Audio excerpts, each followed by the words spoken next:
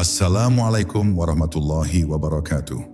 Ada sebuah cahaya yang tidak tampak oleh mata, namun dapat dirasakan oleh hati yang tenang.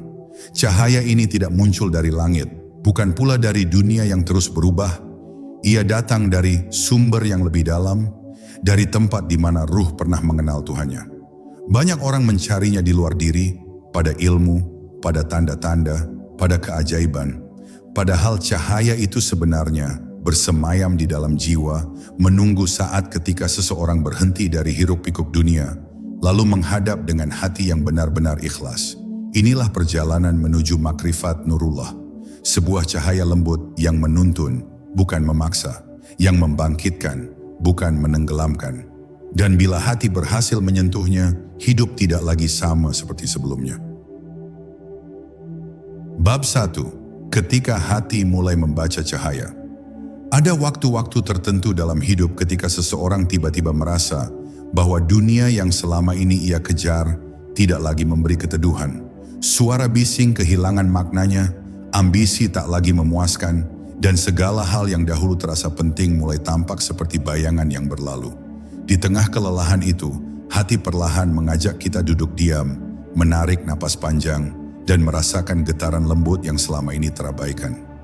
Getaran itu bukan suara, bukan pikiran, tetapi undangan halus dari Allah agar kita menengok kembali ke dalam diri, ke ruang paling sunyi, tempat cahayanya menunggu ditemukan.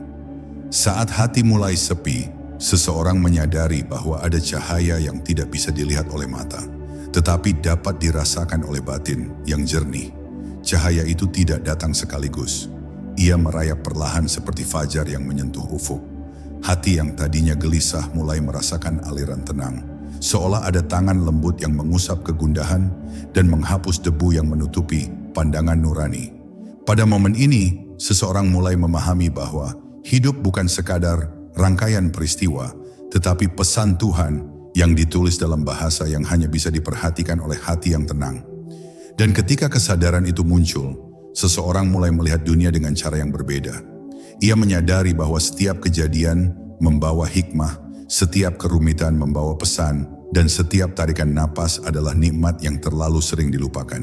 Di balik semua itu, Allah seakan berbisik, "Aku dekat, sangat dekat." Bisikan halus itu menggerakkan hati untuk kembali mencari cahaya yang selama ini tak pernah pergi, hanya tertutup oleh kesibukan dunia dan kegaduhan pikiran. Pada titik ini, seseorang mulai belajar bahwa untuk mengenal Allah, ia harus terlebih dahulu menenangkan dirinya. Hati yang gelisah hanya melihat kabut, sedangkan hati yang tenang mampu menangkap makna yang tersembunyi. Ketika seseorang menurunkan egonya, melembutkan suaranya, dan meredakan ambisinya, ia menemukan bahwa Allah sudah sejak lama menunggu, bukan di tempat yang jauh, tetapi di kedalaman hatinya sendiri. Di sanalah cahaya itu tinggal, menanti saat di mana seseorang cukup lembut untuk menyadarinya. Dan karena itulah perjalanan makrifat selalu dimulai dengan keheningan. Bukan keheningan tanpa suara, tetapi keheningan yang membuat hati kembali menjadi rumah bagi cahaya. Ketika hati mulai membaca cahaya Allah, seseorang tidak lagi merasa sendirian. Ia merasakan bahwa hidupnya dituntun, dijaga, dan diarahkan oleh kasih sayang Tuhan yang tak pernah putus. Inilah langkah pertama menuju makrifat, ketika hati akhirnya melihat apa yang mata tidak mampu menyaksikan. Bab 2. Nurullah, cahaya yang tidak berwujud. Ada cahaya yang tak bisa digenggam tangan, tak bisa dipantulkan cermin, dan tak bisa diterjemahkan oleh logika. Cahaya itu bukan cahaya matahari yang menghangatkan kulit, bukan cahaya lampu yang menerangi ruangan, tetapi cahaya yang menyentuh sisi terdalam manusia Nurullah. Cahaya Allah yang hadir bukan untuk menyilaukan, melainkan untuk menenangkan. Ia turun ke dalam hati bukan dengan kilatan, tetapi dengan kelembutan yang membuat seseorang menunduk, menyadari betapa dirinya hanyalah hamba yang selalu membutuhkan bimbingannya. Ketika Nurullah memasuki hati, dunia yang tadinya tampak penuh kekacauan mulai terlihat dengan cara yang baru. Seseorang mulai merasakan bahwa segala sesuatu, bahkan yang ia anggap kecil, memiliki makna yang Allah titipkan. Ia mulai melihat bahwa tidak ada yang terjadi tanpa alasan. Air mata memiliki tujuan, kebahagiaan memiliki pesan, dan bahkan rasa sakit menyimpan hikmah yang memurnikan jiwa. Cahaya itu menyinari bukan hanya apa yang terlihat, tetapi juga apa yang selama ini tersembunyi di balik lapisan-lapisan jiwa. Nurullah tidak hadir karena seseorang merasa sudah banyak beramal atau sudah lama belajar. Cahaya itu bukan upah, bukan hadiah yang bisa dituntut. Ia adalah anugerah yang Allah berikan kepada hamba yang hatinya lembut, jujur, dan benar-benar merindukannya. Ada hati yang disibukkan oleh dunia, ada hati yang disibukkan oleh diri sendiri, dan ada hati yang disibukkan oleh Allah. Cahaya itu turun kepada hati yang terakhir, hati yang terus mencarinya di setiap denyut waktu. Dan ketika Nurullah menyentuh seseorang, ia akan merasakan perubahan yang sulit dijelaskan dengan kata. Pikirannya menjadi lebih jernih, langkahnya lebih terarah, dan jiwanya lebih mudah merasakan ketenangan meski badai melanda. Ia mulai sadar bahwa pertolongan Allah datang tidak selalu dalam bentuk yang ia harapkan, tetapi selalu dalam bentuk yang ia butuhkan. Cahaya itu tidak memaksa, tetapi mengajak, tidak menghakimi, tetapi memperbaiki. Pada akhirnya, seseorang yang merasakan Nurullah akan mulai memahami bahwa makrifat bukan tentang kecerdasan, bukan tentang banyaknya kata-kata, tetapi tentang sejauh mana hati mampu menerima cahaya itu tanpa menolaknya. Nurullah hadir untuk membimbing, untuk menghidupkan, dan untuk mengarahkan kembali hati yang tersesat oleh dunia.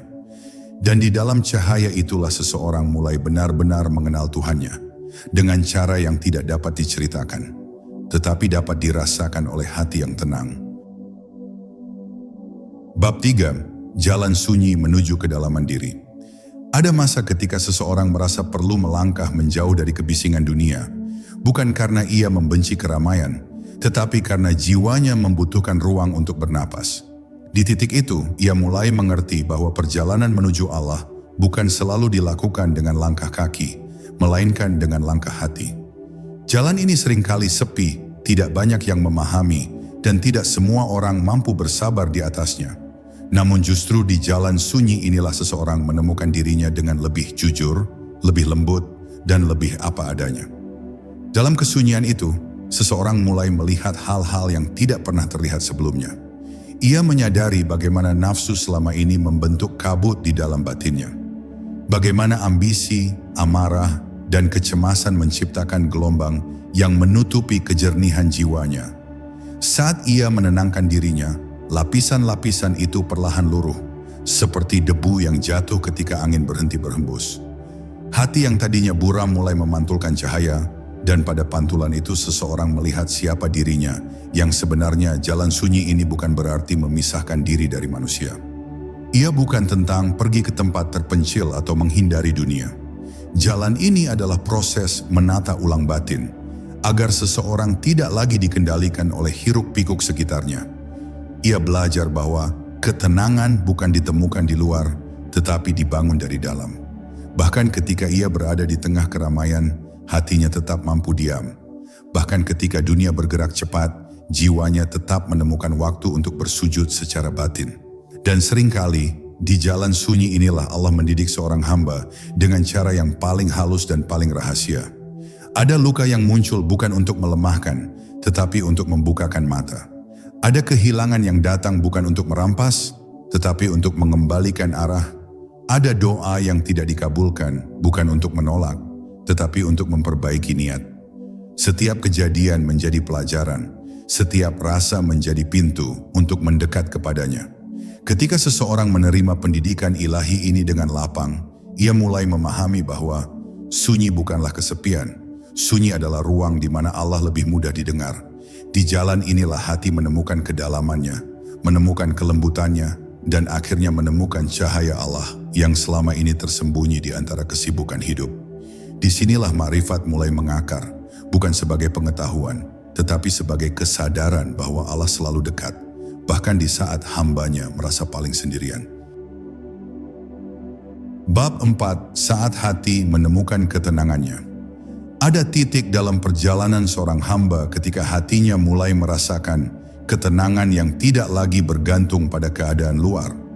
Ketenangan ini berbeda dari istirahat biasa, berbeda dari hiburan, dan berbeda dari kesenangan yang cepat hilang. Ia muncul perlahan, seperti embun yang jatuh tanpa suara, mengisi ruang-ruang hati yang pernah dilanda gelisah. Dalam ketenangan itu, seseorang merasa seakan seluruh beban hidupnya sedang disandarkan kepada tangan yang tidak pernah lelah menolong. Tangan Allah yang selalu menjaga tanpa jeda. Ketika hati telah mengenal ketenangan ini, cara seseorang melihat masalah pun berubah. Ia tidak lagi memandang ujian sebagai ancaman, tetapi sebagai tanda bahwa Allah masih memperhatikannya. Setiap kesulitan menjadi undangan untuk lebih mendekat, bukan alasan untuk mundur. Ia memahami bahwa badai yang datang bukan untuk menenggelamkan, tetapi untuk mengajarkan bahwa tidak ada tempat berlindung yang lebih aman. Selain perlindungan Tuhan, hatinya menjadi lentur, siap menerima apapun yang Allah kehendaki. Dalam keadaan ini, seseorang mulai melihat bahwa ketenangan bukan sesuatu yang datang dari luar, tetapi sesuatu yang tumbuh dari keyakinan. Semakin kuat keyakinannya kepada Allah, semakin kokoh ketenangannya. Ia tidak lagi menggantungkan kebahagiaan pada manusia, tidak lagi berharap lebih dari apa yang dunia bisa beri. Ia belajar bersandar hanya kepada Allah, dan dari sandaran itulah ketenangan lahir. Hati yang bergantung kepada Tuhan tidak mudah rapuh, tidak mudah runtuh, dan tidak mudah terpancing oleh bisikan keputusasaan. Ketenangan juga menjadikan seseorang lebih lembut dalam bersikap. Ia tidak lagi mudah menghakimi, tidak mudah tersinggung, dan tidak cepat bereaksi. Hati yang tenang membuat seseorang melihat segala sesuatu dengan lebih jernih, seperti permukaan air yang diam, mampu memantulkan cahaya dengan sempurna. Dari ketenangan itulah muncul akhlak yang lembut, tutur kata yang menenangkan, dan pandangan hidup yang penuh belas kasih. Ia menjadi pribadi yang menghadirkan kesejukan, bukan kegaduhan. Dan pada akhirnya, ketika ketenangan itu menetap dalam hati, seseorang merasakan betapa dekatnya cahaya Allah dalam setiap detik hidupnya. Ia menyadari bahwa tidak ada satupun yang perlu ditakuti ketika Allah menjadi tempat bersandar. Ia mengerti bahwa setiap langkah, setiap keputusan, dan setiap perjalanan selalu berada dalam pengawasannya. Ketenangan itu menjadi pintu yang membuka makrifat lebih dalam. Karena hanya hati yang tenang yang mampu merasakan kehadiran Allah dengan sebenar-benarnya. Bab 5. Ketika jiwa belajar berserah dengan sempurna. Ada saat ketika seseorang akhirnya menyadari bahwa tidak semua hal bisa ia pegang erat-erat, tidak semua rencana bisa ia kawal sepenuhnya, dan tidak semua doa harus segera terjawab. Pada titik itulah jiwa mulai belajar tentang hakikat berserah. Ini bukan berserah karena lelah, bukan menyerah karena putus asa, tetapi berserah karena hati mulai memahami bahwa Allah jauh lebih tahu apa yang terbaik bagi hidupnya. Dalam keheningan ini, seseorang merasakan kelembutan ilahi yang mengajak dirinya untuk tenang, melepaskan kekhawatiran, dan percaya bahwa apapun yang terjadi adalah bagian dari rencana yang penuh kasih. Ketika jiwa mulai berserah dengan tulus, seseorang merasakan bahwa beban hidup yang selama ini ia pikul perlahan menjadi ringan. Bukan karena bebannya hilang, tetapi karena ia tak lagi memikulnya sendirian. Ia merasakan bahwa ada tangan yang menopang, ada kasih yang menjaga, dan ada cahaya yang menuntun setiap langkahnya. Ia memahami bahwa apa yang terlambat, yang tertunda, atau yang hilang bukan berarti menjauhkan dirinya dari kebahagiaan. Kadang justru mendekatkan dirinya kepada sesuatu yang lebih abadi. Hatinya menjadi lebih siap menerima apapun yang Allah sisipkan dalam perjalanan takdirnya. Berserah juga membuat seseorang berhenti memaksa dunia berjalan sesuai keinginannya. Ia tidak lagi menuntut kehidupan untuk selalu mudah. Tidak lagi menuntut orang lain untuk selalu mengerti dirinya. Ketika ia melepaskan tuntutan itu, hatinya menjadi lebih lapang. Ia mulai merasakan bahwa ketenangan hadir bukan ketika semuanya berjalan sesuai rencana, tetapi ketika ia menerima bahwa rencana Allah selalu lebih baik. Dalam penerimaan itu, jiwa menjadi lembut, seperti tanah subur yang siap ditanami benih kebaikan. Di tahap ini, seseorang juga mulai belajar melihat bahwa penderitaan yang pernah ia lewati bukanlah hukuman, melainkan cara Allah menyiapkan ruang baru dalam hatinya. Ruang untuk hikmah, ruang untuk kekuatan, dan ruang untuk cahaya. Ada luka yang membuat seseorang lebih peka, ada kehilangan yang membuat seseorang lebih bijak, ada kekecewaan yang membentuk seseorang lebih dewasa. Berserah mengajarkan bahwa setiap rasa pahit dalam hidup mengandung manis yang belum terlihat. Dan justru melalui rasa pahit itu, Allah seringkali membuka pintu makrifat yang paling dalam. Dan akhirnya, ketika seseorang sudah mampu berserah sepenuhnya, ia akan merasakan damai yang tidak bisa diberikan oleh dunia. Sebuah damai yang lahir dari keyakinan bahwa Allah selalu bersamanya. Di jalan yang terang maupun gelap, di hari-hari yang mudah maupun sulit. Ia menyadari bahwa berserah bukan berarti diam tanpa usaha, tetapi berusaha sambil hati tetap tenang, yakin, dan pasrah kepada keputusan Allah. Inilah salah satu langkah tertinggi dalam perjalanan makrifat. Ketika jiwa tidak lagi melawan takdir, tetapi mengalir bersama ketentuannya dengan penuh percaya dan cinta. Bab 6. Bisikan halus yang mengarahkan hati. Dalam perjalanan makrifat, ada momen-momen lembut ketika seseorang merasakan seolah ada suara yang tidak berbunyi, tetapi dapat dirasakan, sebuah bisikan halus yang bukan berasal dari pikiran, bukan dari angan-angan, tetapi dari kedalaman hati. Bisikan itu datang ketika dunia sedang sunyi, atau bahkan saat dunia sedang riuh, namun hati berhasil diam di tengahnya. Ia tidak memerintah, tidak mendesak, tetapi mengajak dengan tenang, seolah berkata, "Kembalilah, dengarkan aku." Pada titik ini, seseorang menyadari bahwa Allah sedang membimbingnya dengan cara yang sangat pribadi, sangat halus, dan sangat penuh kasih. Ketika hati telah lebih peka, seseorang mulai memahami perbedaan antara bisikan nafsu dan bisikan petunjuk. Nafsu selalu tergesa-gesa, membuat seseorang gelisah, memaksa tanpa arah. Namun bisikan petunjuk selalu tenang, selalu menuntun kepada kebaikan, dan selalu meninggalkan rasa damai setelahnya. Ada kalanya seseorang tiba-tiba merasa perlu menahan diri dari sebuah keputusan, atau justru terdorong melakukan kebaikan yang belum pernah ia pikirkan. Itulah tanda bahwa Allah sedang memperhalus intuisi hambanya agar semakin mudah mengenali jalannya. Bisikan lembut itu seringkali muncul melalui kejadian sederhana.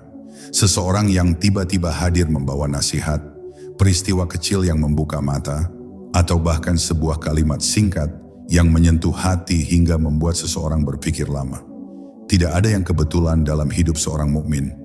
Bila hatinya terjaga, ia dapat melihat bahwa Allah menyampaikan pesan melalui apapun yang ia kehendaki.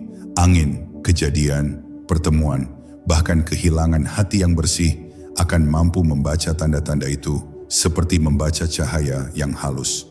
Dan terkadang, Allah memberi petunjuk melalui hal yang menyakitkan. Ada keputusan yang harus dilepaskan, ada hubungan yang harus diakhiri, atau ada harapan yang harus direlakan. Pada awalnya terasa berat, tetapi perlahan seseorang menyadari bahwa itu adalah cara Allah menghindarkannya dari sesuatu yang tidak baik atau menuntunnya kepada sesuatu yang lebih tepat. Bisikan ilahi tidak selalu terasa lembut. Kadang ia hadir dalam bentuk kejadian yang memaksa kita untuk bangun dari kelalaian. Namun pada akhirnya, semuanya membawa seseorang kepada arah yang lebih baik. Ketika seseorang belajar mempercayai bisikan halus ini, hidupnya menjadi lebih terarah. Ia tidak lagi perlu memaksakan segalanya berjalan sesuai keinginannya. Karena ia tahu bahwa Allah sedang mengatur sesuatu yang jauh lebih indah daripada yang bisa ia bayangkan. Hatinya lebih mudah patuh, jiwanya lebih ringan melangkah, dan dirinya lebih mudah menerima apapun yang Allah pilihkan. Inilah bagian dari makrifat, kemampuan hati untuk menangkap petunjuk Tuhan yang tidak terdengar oleh telinga, tetapi jelas terasa oleh jiwa yang tenang. Bab 7. Ketika Allah menjawab tanpa kata-kata. Ada kalanya seseorang datang kepada Allah dengan hati yang penuh tanya. Ia berdoa lama, berharap mendapat jawaban yang jelas, namun yang datang justru keheningan. Pada awalnya, keheningan itu terasa membingungkan, seolah doa-doanya tidak naik, seolah langit sedang tertutup. Namun seiring waktu, ketika hati mulai tenang, seseorang mulai menyadari bahwa keheningan itu bukan tanda penolakan, melainkan cara Allah mengajak hambanya untuk mendengar dengan cara yang berbeda. Sebab tidak semua jawaban turun dalam bentuk kata, sebagian hanya bisa ditemukan oleh hati yang sabar dan percaya. Ketika seseorang lebih peka, ia akan mulai melihat bahwa jawaban Allah seringkali muncul melalui perubahan kecil dalam hidupnya. Tiba-tiba ia merasa lebih kuat menghadapi sesuatu yang dulu membuatnya lemah. Tiba-tiba ia mampu memahami apa yang dulu terasa rumit. Tiba-tiba ia tidak lagi terpaku pada sesuatu yang dahulu ia tangisi. Dan disitulah ia mengerti bahwa jawaban Allah bukan selalu berupa apa yang diminta, tetapi berupa apa yang membuatnya tumbuh. Allah tidak hanya menjawab doa, Allah juga membentuk jiwa. Jawaban Allah juga hadir dalam bentuk perlindungan yang tidak disadari. Ada jalan yang tidak dibukakan meski seseorang memintanya dengan sungguh-sungguh. Ada pertemuan yang tidak terjadi meski tampak sebagai harapan. Ada rencana yang tidak berhasil meski sudah diupayakan dengan sekuat tenaga. Di balik semua itu, ada rahmat yang bekerja. Allah menjaga hambanya dari sesuatu yang tidak ia lihat, sesuatu yang mungkin melukai atau melemahkan bila tetap terjadi. Dan hanya hati yang tenang yang mampu melihat bahwa kegagalan kadang adalah jawaban paling penuh cinta. Kadang jawaban Allah hadir melalui ketenangan yang tiba-tiba turun setelah seseorang menyerahkan segalanya kepadanya. Bukan ketenangan yang dibuat-buat, tetapi ketenangan yang muncul begitu saja, seperti embun yang turun tanpa suara. Di dalam ketenangan itu, seseorang merasakan bahwa apapun yang terjadi, ia tidak sedang berjalan sendirian. Allah menenangkannya, bukan karena masalahnya selesai, tetapi karena hatinya sudah belajar kembali kepada Sang Pemilik kehidupan. Itulah bentuk jawaban yang paling lembut, paling menyentuh, dan paling membuat hati tunduk. Dan pada akhirnya, ketika seseorang melihat kembali perjalanan hidupnya, ia akan menyadari bahwa Allah telah menjawab setiap doa dengan caranya, dalam waktunya, dan sesuai kebijaksanaannya. Tidak ada doa yang hilang, tidak ada harapan yang terbuang sia-sia. Semuanya tersimpan di sisi Allah dan dikembalikan dalam bentuk yang paling baik bagi hamba yang percaya. Inilah makrifat yang mendalam, kemampuan melihat bahwa diamnya Allah pun adalah jawaban dan bahwa setiap langkah hidup selalu berada dalam genggamannya. Bab 8. Saat cahaya menyentuh luka lama. Ada bagian terdalam dalam diri manusia yang sering ia sembunyikan. Luka-luka lama yang tidak pernah sempat disembuhkan, kenangan pahit yang ia simpan rapat, dan rasa sakit yang ia pikir telah hilang, padahal hanya tertutup oleh kesibukan dunia. Saat seseorang menapaki jalan makrifat, Allah perlahan membuka kembali ruang-ruang yang telah lama terkunci. Bukan untuk menyakiti, tetapi untuk membersihkan. Cahaya Allah masuk bukan hanya ke tempat yang terang, tetapi juga ke tempat yang paling gelap dalam diri, membawa kehangatan yang lembut untuk meluluhkan kesedihan yang selama ini membatu. Ketika cahaya itu menyentuh luka, seseorang mungkin merasakan perih yang tak ia duga. Perasaan-perasaan lama muncul kembali. Tangis yang ia tahan bertahun-tahun mulai mencari jalan keluarnya. Di saat seperti ini, mudah bagi seseorang untuk salah paham, mengira bahwa ia sedang mundur atau melemah. Padahal, justru pada momen inilah Allah sedang menyembuhkan sesuatu yang tidak dapat disembuhkan oleh waktu cahaya yang Allah turunkan tidak sekadar menenangkan permukaan hati, tetapi masuk ke dalam inti rasa. Menyembuhkan dari pusatnya, bukan dari kulitnya. Allah tahu bahwa manusia tidak bisa membawa beban lama ke tangga makrifat berikutnya. Maka ia membersihkan dengan cara yang sangat lembut, namun sangat dalam. Ada luka yang disembuhkan dengan membuat seseorang mengerti alasan di baliknya. Ada luka yang disembuhkan dengan mempertemukan seseorang pada orang yang tepat. Dan ada luka yang disembuhkan hanya dengan ketenangan yang Allah turunkan tanpa kata-kata. Bagi hati yang peka, setiap proses ini terasa seperti disentuh oleh kasih sayang yang tidak terlihat, namun sangat terasa. Lalu perlahan seseorang mulai merasakan bahwa luka-luka yang dulu begitu menyakitkan berubah menjadi sumber kekuatan. Ia mulai melihat bahwa apa yang dahulu membuatnya runtuh, kini membuatnya mampu berdiri lebih tegak. Apa yang pernah ia tangisi, kini menjadi pelajaran yang membuat hatinya lebih bijaksana. Apa yang pernah ia sesali, kini menjadi jalan yang membawanya lebih dekat kepada Allah. Cahaya yang dulu terasa perih kini berubah menjadi cahaya yang menghangatkan, cahaya yang memulihkan, cahaya yang memantapkan langkah. Dan pada akhirnya, ketika ia menoleh ke belakang, ia memahami satu hal yang sangat dalam, bahwa tidak ada luka yang sia-sia. Semua rasa sakit yang pernah ia jalani adalah bagian dari rencana besar yang mempersiapkannya untuk mengenal Allah dengan cara yang lebih lembut, lebih mendalam, dan lebih benar. Inilah makrifat pada tahap penyembuhan. Ketika seseorang akhirnya menyadari bahwa Allah tidak hanya memberi cahaya untuk menunjukkan jalan, tetapi juga untuk menyembuhkan hati yang pernah retak, agar mampu memantulkan cahayanya dengan lebih sempurna.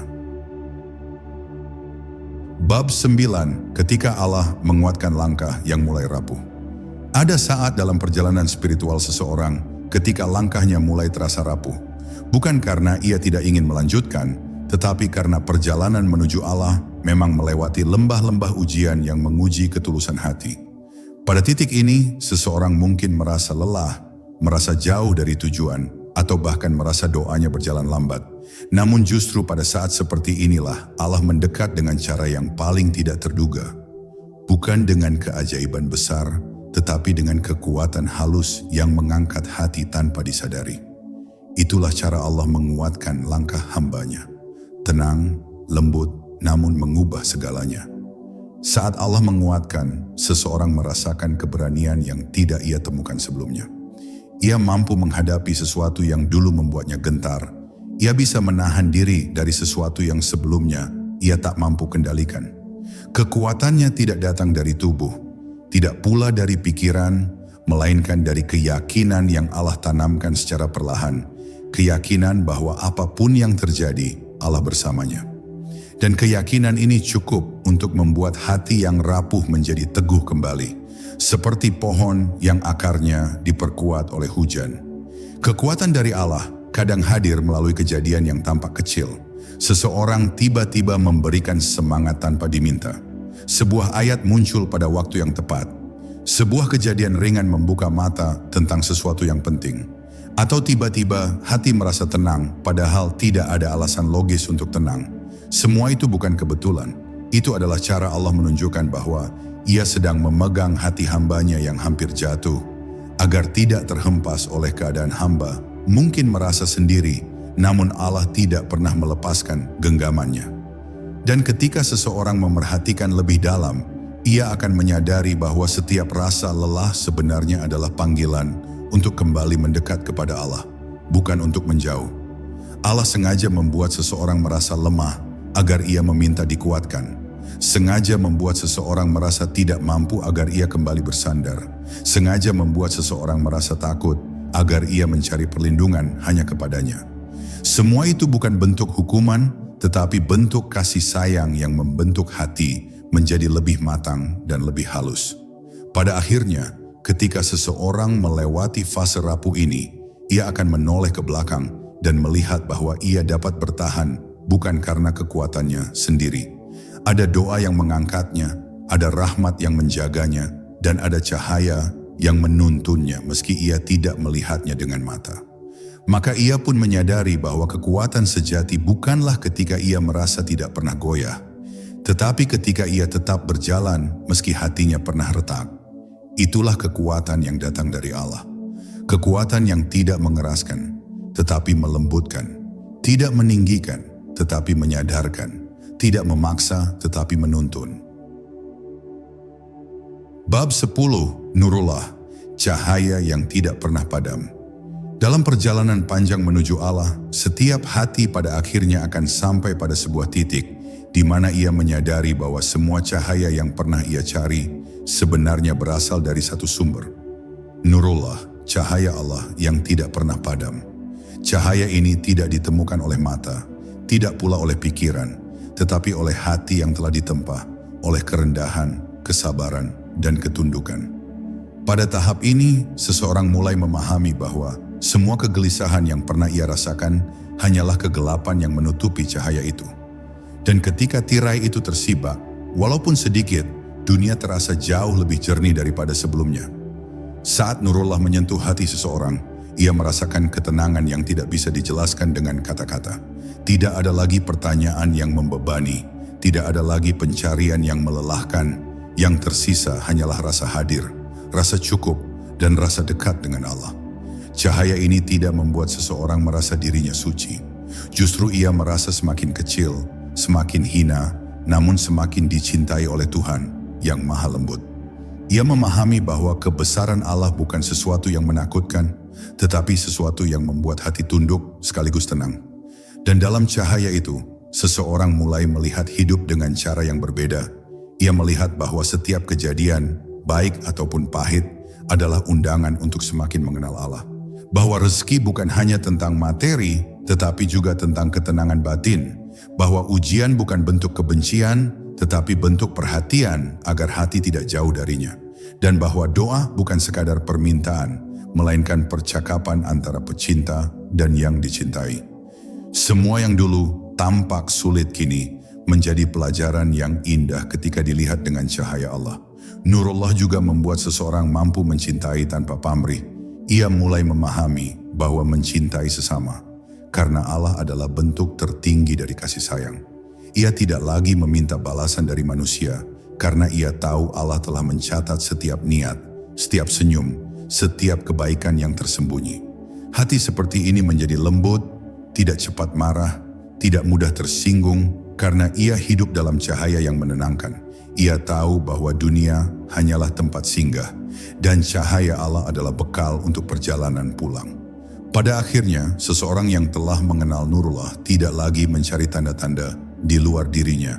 Ia tidak lagi menangis karena kehilangan, tidak lagi gelisah karena masa depan. Ia memahami bahwa selama Allah menerangi langkahnya, ia tidak akan tersesat.